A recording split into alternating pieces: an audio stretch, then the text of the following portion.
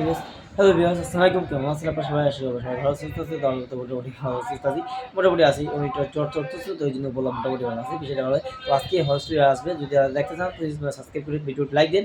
আর comment করে জানান horror স্টোরিগুলো আপনার কাছে মানে হরর স্টোরিগুলো আপনার কাছে কেমন, যদি একটু ভালো লাগে আমার সাথেও, তো চেষ্টা করব আমি আপনাদের আজকে অনেকগুলো হরর স্টোরি সম্বন্ধে বললাম।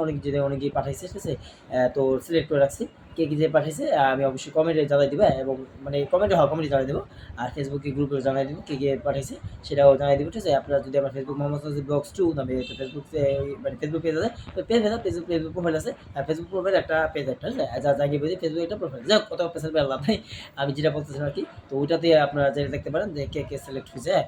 তো ফাহমিদ আক্তার আপু আছে, নওশিন আপু আছে, ঠিক আছে?